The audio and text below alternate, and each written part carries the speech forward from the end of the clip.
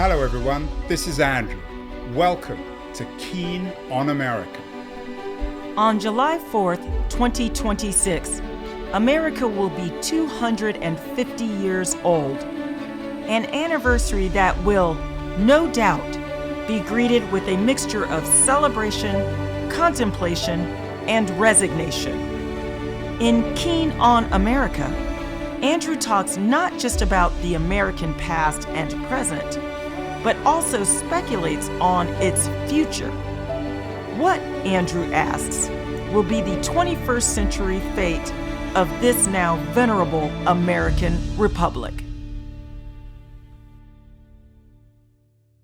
Hello everybody, it's Friday, September the 19th, 2025. Yesterday we did a show with the Dutch-based moral economist Ingrid Robin. She's the author of Limitarianism, The Case Against Extreme Wealth. And one of the arguments she makes against extreme wealth is that it stymies innovation. She believes that we need to put a cap on the super rich in order to make our societies more innovative. Part of her argument depended on the work of economists like Mariano Mazzucato, who's been on the show before. Her book, The Entrepreneurial State, suggests that much innovation, especially when it comes to technology, emanates from the state. This conversation about innovation, about how we get the most innovation, is also the focus of another new book out this week. It's called How Progress Ends: Technology, Innovation, and the Fate of Nations. It's by Benedikt Frey, who teaches at Oxford University and is joining us now. Carl, congratulations on the new book. Are you making a moral argument in this book or an economic one? What's the core argument in favor of progress? So my argument is primarily economical, but I would note that if you look at the correlation between income per capita and reported subjective well-being, it's 0.8. So it's pretty strong. And so, people are voting with their feet every day, and they tend to move to places with higher income levels and better prospects for themselves and their children. And so I think you can, quite easily make an argument that, economic growth is moral, and so you don't necessarily need to distinguish between the two. Your book is a historical analysis of how we get to innovation. Lots of very interesting case studies. You also wrote an interesting op-ed last month in the New York Times, which was entitled, I know you don't always put the titles together, the 1970s gave us industrial decline. AI could bring us something worse. A lot of your book focuses on the impact of AI in terms of innovation. How does AI play out in terms of progress? Is AI, in your view, at least at this point in late September 2025, is an example of how we get progress or how progress could conceivably end? Well, I think artificial intelligence should give us some glimmer of hope that we might experience a revival of productivity and economic growth. A key challenge, not just facing Europe and Britain, where I live, but also the United States, and I should say China, where productivity has been in the negative territory and stagnant by more optimistic estimates since the Great Recession.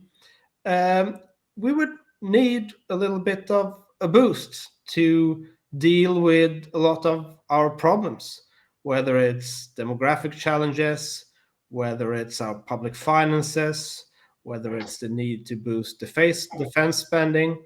All of those challenges require faster economic growth. And a key concern to me is that AI is not, at least so far, living up to the expectation.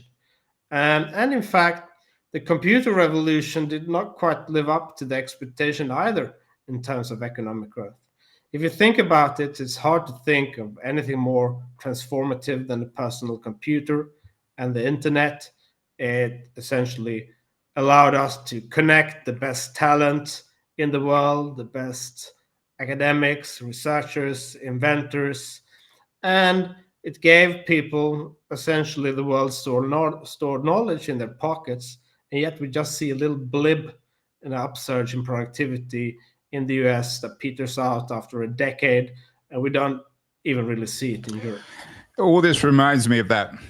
I think it was a conversation, but certainly between a Chinese diplomat and Henry Kissinger. Kissinger asked them about, and a communist diplomat, about what he thought of the French Revolution. The response was, it's a bit early to tell.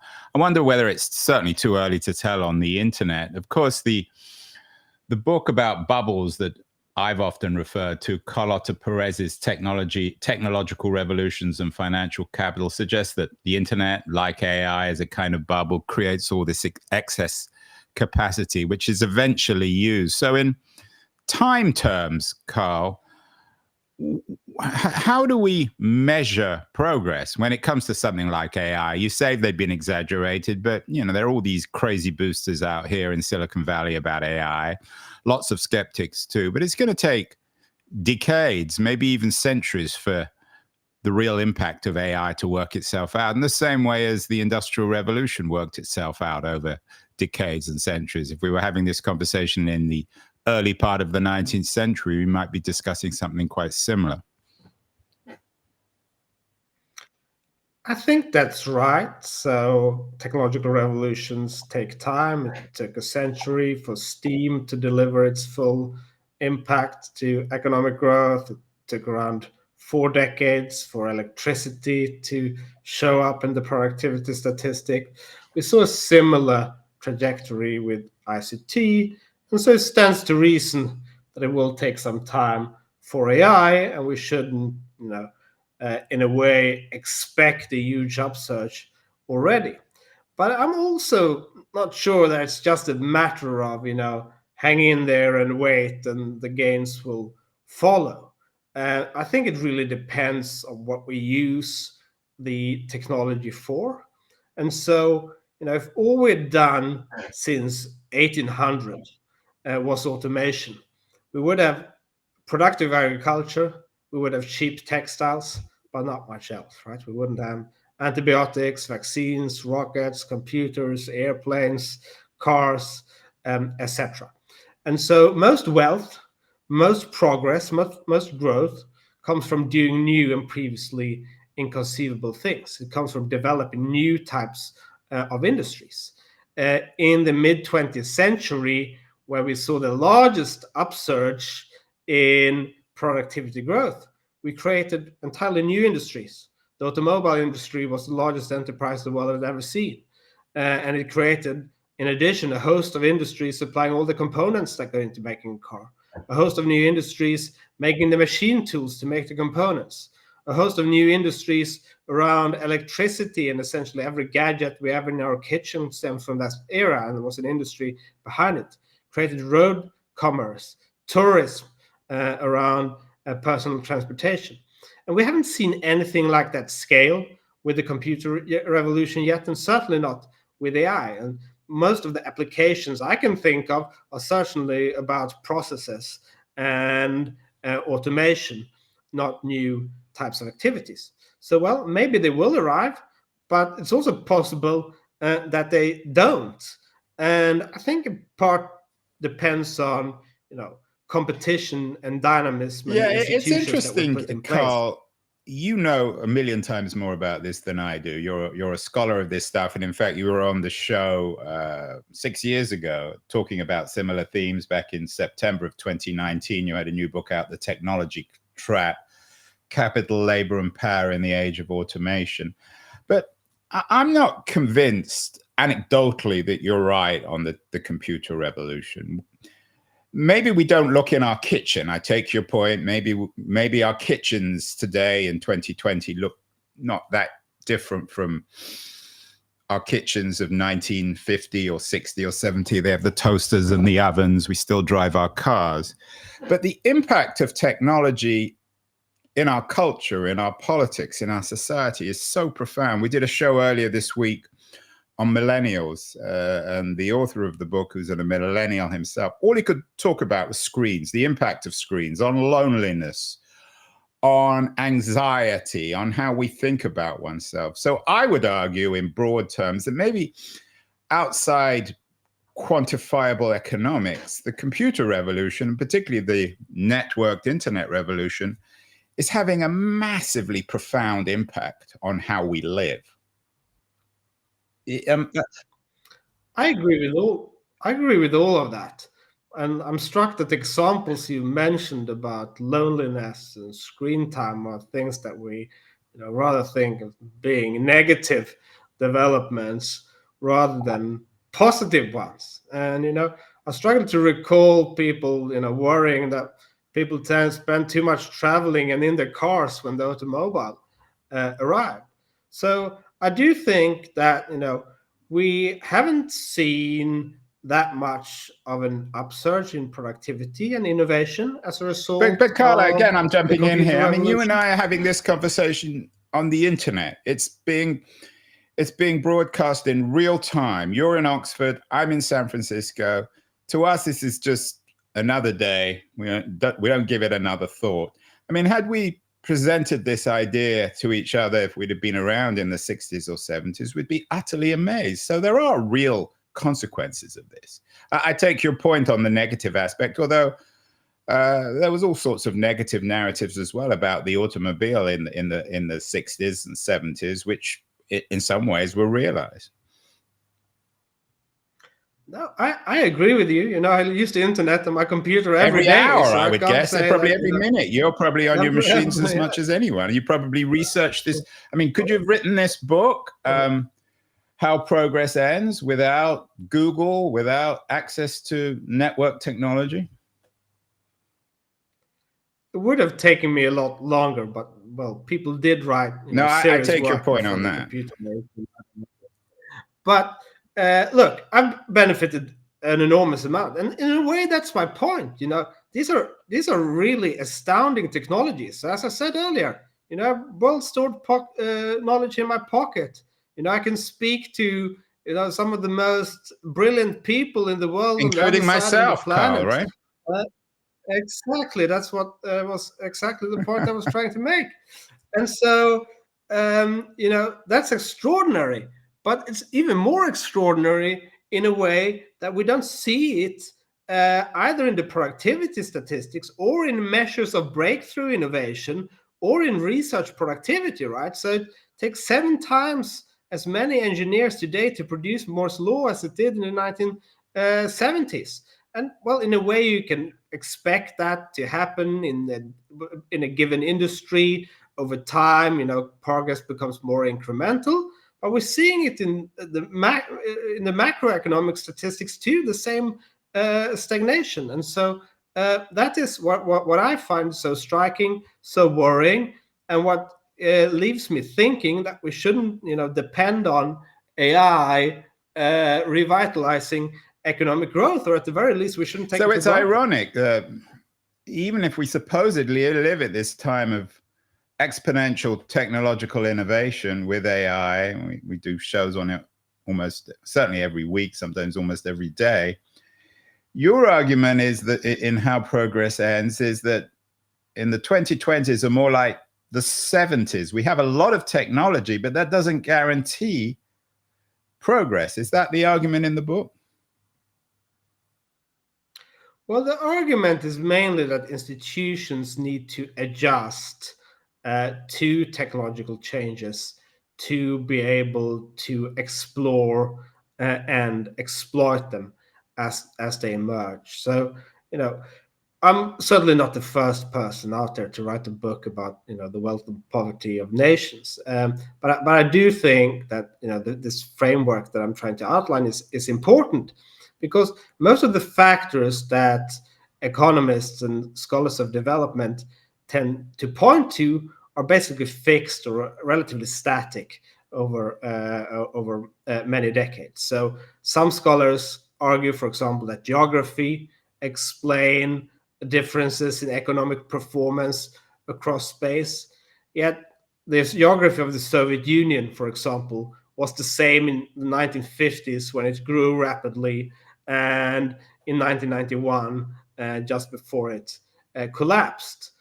Culture was broadly speaking the same, or you could even argue that it was a bit more open when it collapsed because the radio and television waves from Europe, there was no amount of barbed wire that could stop them traveling through the Iron Curtain, where people got exposed to Western ideas. And property rights, even though Gorbachev introduced significant reforms, were by no means secure throughout, right? And so what explains, A, the rapid growth that the Soviet Union experienced for several decades, and B, also the collapse? And the point I'm making is that the Soviet Union was very good at mobilizing resources and scale up existing technology. So it took much of the mass production system it imported from the United States, and then you had bureaucrats that could essentially monitor performance across factories by benchmarking and comparing performance across them. But that works as long as technology is static, not in flux. And when something is new, well, it's much harder to benchmark and to monitor performance. And you needed something new after the 1970s. Yeah, it's interesting that you use the Soviet Union as an example of progress. I mean, my understanding of the Soviet Union, even in the most optimistic take, is it was innovative when it came to military technology, but that was only because the state essentially appropriated all resources and labor in the country in order to direct it towards military innovation and keeping up with the Americans. We had the famous Sputnik moment. I want to come to a Sputnik moment later. Can we really use the Soviet Union as a model, any kind of model for innovation, Carl? No, and that is my point. The Soviet Union did reasonably well in taking existing technology and scaling. But when something new was needed, and that new thing was the computer revolution, its contributions were virtually zero. And the reason for that is that the Soviet system didn't permit exploration. And you need to have different peoples in the economy taking different bets and exploring different technological trajectories to know what might catch on, right?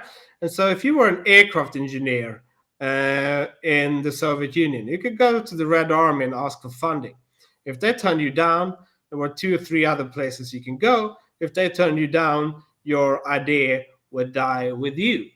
And conversely, in the United States in 1999, Bessemer Venture declined to invest in Google. Now, that might sound silly in retrospect, but it was by no means clear at the time that Google would emerge as the company it did. Yahoo and Alta Vista were dominating search. And so Google was by no means a safe bet. But the fact that Bessemer Ventures didn't invest didn't mean that Google was doomed, because others invested. And that's the benefit of a decentralized system. People can take different bets and explore technological trajectories, and that's particularly important at the frontiers of technology. We're talking in a week, Carl, where Elon Musk, he always seems to be in the headlines for one reason or other. He's in the headlines. He just earlier this week bought $1 billion worth of shares in Tesla. He's been offered a package, a $1 trillion package, which even the Pope has criticized. He's been in the news over the last year because of his attempt to reform the state, and with Doge, which he got a very bad press on. He isn't the most popular fellow, certainly in progressive circles. But are you arguing really for the Musk model? Are you arguing in favor of Doge? Are you arguing for taking the chainsaw to government bureaucracies, whether it's in DC or Moscow or London or Paris or Berlin? Is that the key argument? So are you on the same page as Mazzucato when it comes to the entrepreneurial state? Are you suggesting that really the state is by definition anti-entrepreneurial? I don't think I'm on the same page as either, to be honest with you. So Doge got it backwards. So if you want to reduce the size of the state, what you need to do is reduce and cut regulation. So the reason that the IRS, the Internal Revenue Service in the United States, is a huge operation is that the tax code is tremendously complex and there is a new variety of loopholes, etc. And so if you want to reduce the size of the IRS, you can introduce a flat tax or, simplify the tax code at the very least. If all you do is go on with the chainsaw and cut bureaucracy, all you do is reduce the capability of the state to enforce the rules on the books. And you are, in addition to that, reducing the capacity of the state to perform essential functions, whether it's public goods or whether it's building infrastructure or whether it's something else. And so I think that project got it entirely backward. I don't think that the state, so to speak, has been the key driver of innovation either. I certainly take the point that a lot of innovation and a lot of the research has been state funded, but that doesn't mean that the state has performed it. And if you look at most of these, missions that people tend to cite as driving growth and progress in the post-war period, well, first of all, America's productivity miracle predated the war. So the productivity upsurge began in the 20s, long before the mission economy. During the post-war period, Europe, Japan, even the Soviet Union closed the gap to the United States. So post-war economic performance can certainly not be in the US directly a consequence of these state-led programs.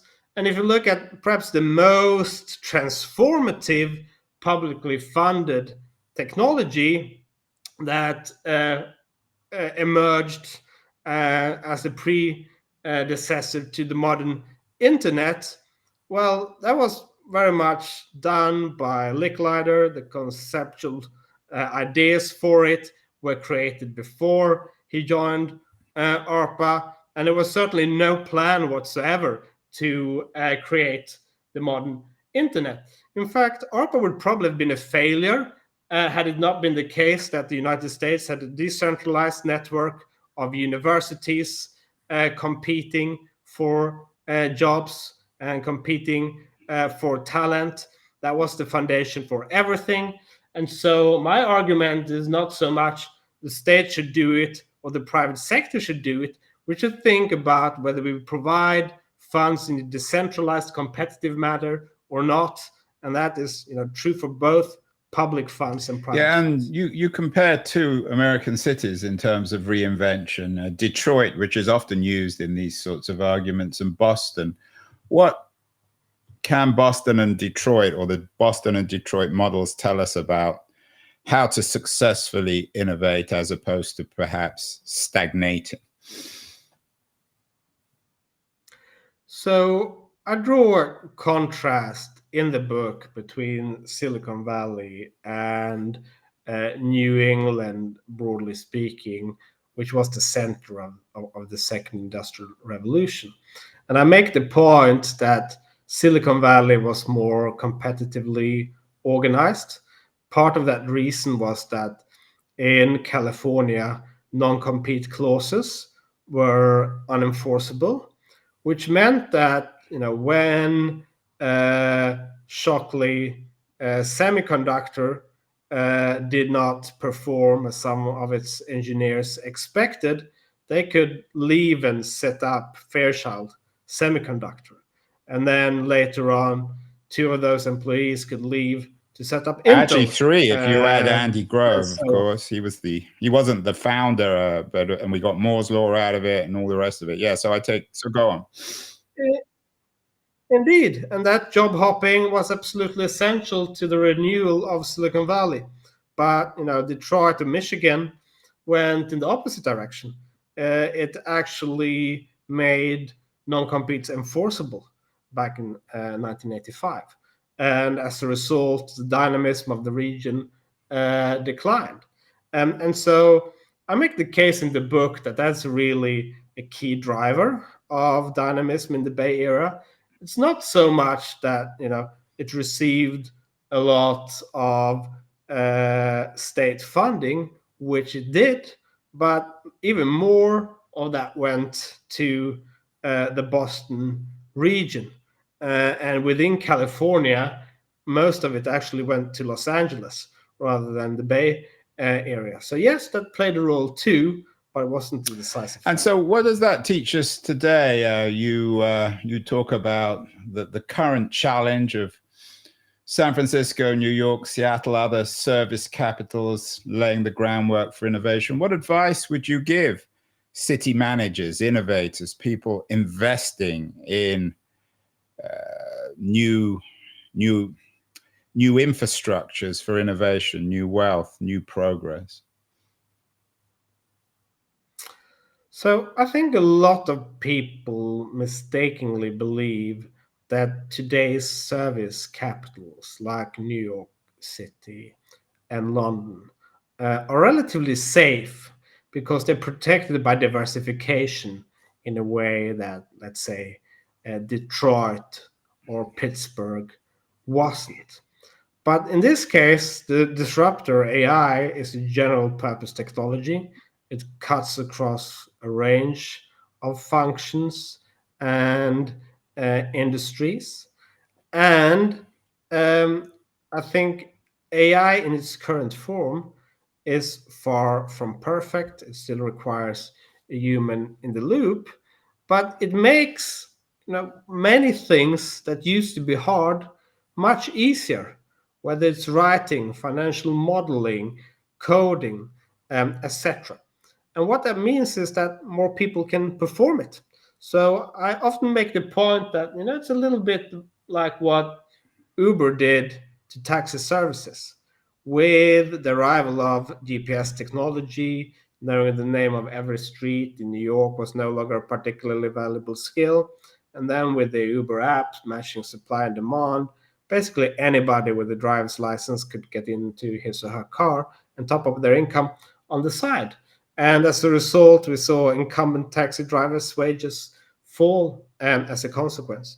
A big difference this time around, of course, is that professional services are traded, and so they can be done somewhere else. And if you look at the income of a software engineer in Manila and in the Bay Area, it's an order of magnitude higher in the Bay Area. And so that means that if AI reduces the productivity differential between those workers, more of that activity can be shifted towards Manila. And that's true in accounting and consulting. Yeah, you got to want to live. When were you last in Manila, Carl? I think it was in 2018. Yeah, I mean, I was there a couple of years ago at my friend Maria Ressa's conference. I mean, it's quite an experience to go there. I'm not sure anyone would particularly want to live there, though, in terms of quality of life. And my sense is that for all these new technologies, we were promised that place would become irrelevant in the internet revolution, that anyone could live anywhere. And if anything, it's actually made real estate more valuable in San Francisco and New York. So the odd thing about technology is the more it kind of undermines place, the more valuable certain places, London, New York, San Francisco, seem to become. So I think that's right. But first of all, the argument is not that people have to move to Manila. So no, I know. I mean, people in Manila live in Manila, and so right. You can see, you can. So that relocation can still happen. So I certainly think that AI, in many ways, will make in-person communication more valuable, right? And so if AI writes all of your letters and everybody else's, how do you distinguish yourself in such a world? It's going to be through in-person communication. And I think, there will be some cities that facilitate in-person meetings and that still provide these hubs for innovation that New York City and Silicon Valley have in the past. And it's also possible that those places will reinvent themselves and continue to be this hub. So Boston successfully reinvented itself 4 times in the wake of and it technological. continues to. I was just in transfer. Somerville a few months ago. It's, again, a remarkably different place from when I lived there in the 1980s. We haven't talked about Europe, Carl. You're originally from Germany. You teach at Oxford. You wrote an interesting piece in the for the IMF about how the battle for control could crush AI's promise, and you talked about a Sputnik moment. There was an interesting piece in The Economist this week about Sputnik moments for a declining Europe on the robo-taxi front. How does Europe play into this? It seems to be increasingly squeezed between state innovation in China and the cult of the market in the United States. Is a Sputnik moment and in Europe, are there contradictions in terms? Well, I'm originally from I Sweden. apologize. That's a terrible error, Carl. Will you ever talk to me again? I do have some German roots as well, as my father is German. I know you and I often see each other at DLD, so it's a very German event. But anyway, you're a northern, rather than a German, you're a Northern European origin. That is correct, but we share some of the same challenges with the Germans. And so, what's really striking to me is not so much that Europe is less dynamic than the United States. That has been the case for a long time. But Europe actually managed to catch up to the US in manufacturing. So nobody would say that European car companies or pharmaceutical firms or electrical firms or chemical companies are not able to compete with their American counterparts. But in digital, it's a different story. And so why is that? I think a big part of the reason is that the single market is not harmonized for services in digital. And so the IMF estimates that the European Union, if you take the trade barriers and services and add them up, they would amount to something like 110% tariff. So Trump Liberation Day tariffs through non-tariff barriers inside the European single market. Why does that matter? Well, it caps the returns to investment in digital. If the market is fragmented and small, then the returns you can capture by investing in Europe are smaller. And then obviously, in addition to that, we have a lot of barriers to entry and innovation. Regulations like the GDPR hasn't made it easier and better for us. In fact, it's added a lot of compliance costs, and particularly to smaller firms that struggle to manage that. And larger companies like Meta and Google, they've actually captured a larger share of a market by offsetting compliance costs by that way. And so Europe has the challenge that innovation is more expensive and the returns in the case of success. So what should the Europeans do? You've mentioned Google and Meta. They've been at the on the end of a lot of regulation. Is the European attempt to regulate innovative American technology, the Googles and the Metas of the world, is that the right or the wrong response?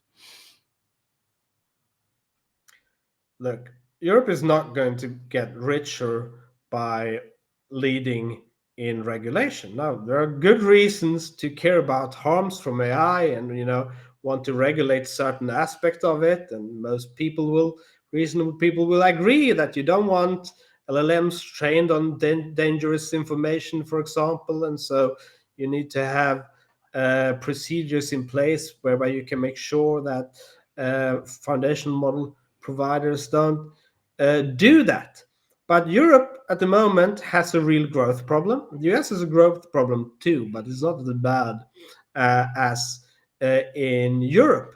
And so right now, a lot of policymakers seem to think that we can regulate, but we can catch up through ambitious. So this is the industrial Draghi policy. argument, essentially. Well, the Draghi argument also goes in the direction of what I mentioned earlier of harmonizing regulation and completing the single market. So I think there are different strands to that argument. But there are people saying we should do Airbus in AI, and Airbus was a successful project. There's no question about it. It created a peer competitor to Boeing, but it was also a lot of efforts to create national semiconductor industries in Europe in the 60s and 70s, which failed dismally. And a key point that I think is worth making is that it's easy to catch up in a relatively static technology, in a technology that's relatively mature because you have a clear target.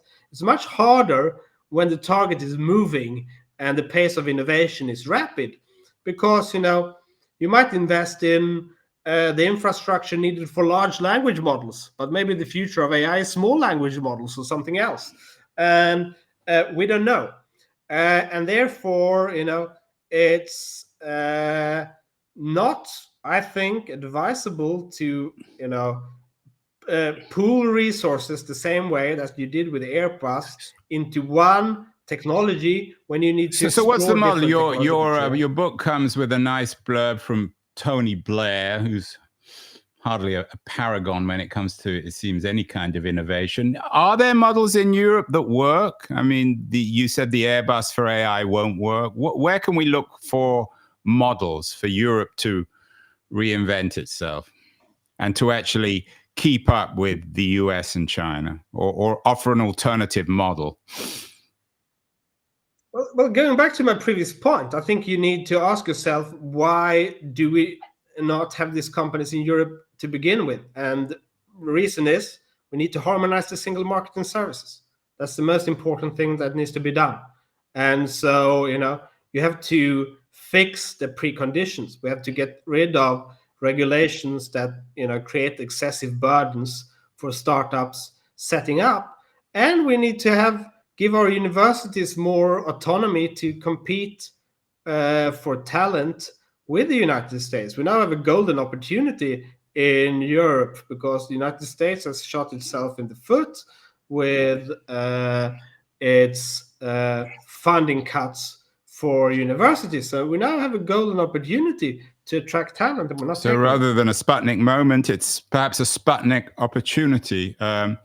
Finally, Carl, what about the Chinese model of what we might think of as state capitalism? You talked about the failure of Soviet innovation. The Chinese, of course, took a very different kind of route, which seems to have been, in historical terms, much more successful. I'm curious whether you would agree with that. Is the Chinese model of innovation, of a state-centric one, which uses the market to promote itself in its own interests, is that a viable one for the 21st century in terms of your historical analysis? So the Chinese model, I think it's important to realize, has evolved over time, right? So when China began to open up, there was a lot of industrial policy initiatives around Beijing.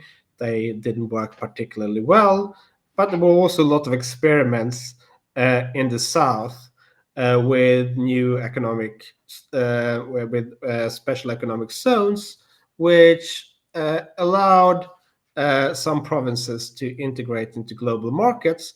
And those reforms were tremendously successful. And China had some preconditions that enabled such experimentation in ways that weren't quite feasible in the Soviet Union, because in China, provinces were responsible for local economic development. And so what the Communist Party could do is to say, look, if you perform really well in terms of GDP per capita growth as provincial governor, you might be up for promotion. And so you had this, mayor economy inside China with leaders competing on growth targets and experimenting in ways that were unfeasible in the Soviet Union. Now, that relatively decentralized model has been, I would say, partly rolled back by the current government, which has centralized more decision making in Beijing and in the hands of Xi in particular. And as China has pivoted to common prosperity and more national security oriented objectives rather than growth, it has once again given state-owned enterprises a larger role to play. And what we know about state-owned enterprises is they are not very innovative and they are not very productive. And so giving them an increasing role is going to undermine the dynamism of the Chinese economy. And more broadly, if you look across sectors, foreign invested firms and private companies are more productive. That said, China has a lot of talent and it has a government that's still obsessed with technology and innovation. And, China can certainly make some deep seeks and they can be permitted to be successful as long as they serve national objectives. But national objectives, like in the Soviet Union, can change quickly. And that means that if you're a firm in China, you need to invest a lot in political capital to be on good terms with the government. It seems, unfortunately, that increasingly is the case in the United States as well. And so the US is becoming more like China. China is not becoming more like the West, which was the expectation. But in both cases, it means that firm needs to invest more in political capital and that diverts resources away. Finally, we had Simon Johnson on the show. His book was also, like yours, shortlisted for the FT Book of the Year. You're on the long list for 2025. I think his was on the list for 2023 or 2024. He won the Nobel Prize too. He attaches it seems to me at least, in very simple terms, democracy and progress. He believes they go together. You haven't mentioned the D word at all, Carl, in any of this. Is it relevant in terms of how progress ends? Of course, it's not news to anyone these days that there seems to be a crisis of democracy, certainly in the United States, maybe in Western Europe. Is there any relationship between the end of democracy and the end of progress? Is it a chicken and egg argument? Is there a causal relationship between the two? Easy question to end with, Carl.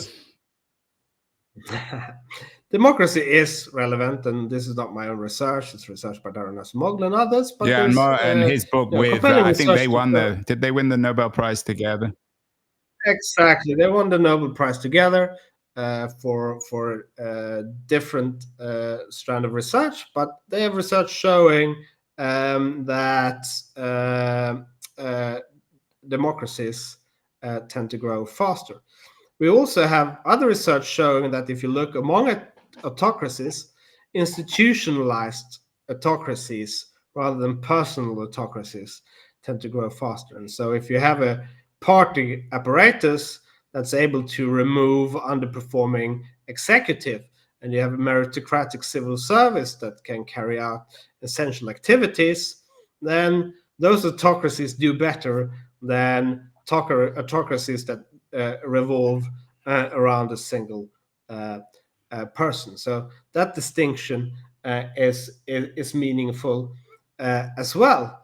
But look, I don't think you can really have frontier innovation over the long run without giving people some form of ways of holding the government accountable, as long as that public itself is respecting of the rule of law and is respecting of private property. And so private property is still extremely important for investment, for innovation. The US patent system was second to none, and that's why America took the lead in innovation in the 19th century. But at the same time, you also need a public that holds companies accountable and that foster tools that allow governments to check the political clout of private enterprise when it gets large and politically powerful. And we saw that in the Gilded Age. And, we may be in such a moment. Well, again. wise words from Carl Benedikt Frey, of Swedish origin. I made the fatal error of accusing him of being German. He's forgiven me. His new book, How Progress Ends, Technology, Innovation, and the Fate of Nations, is out. It's already been longlisted for the FT Book of the Year. A very important book about innovation, democracy, the state versus the Elon Musks of the world. Carl, lovely to have you on the show. Hope you'll forgive me and you'll come back on soon to talk more about this this all-important issue of how we innovate, how we realize progress rather than stall it, particularly in our AI age. Thank you so much. Always a pleasure to be with you, Andrew.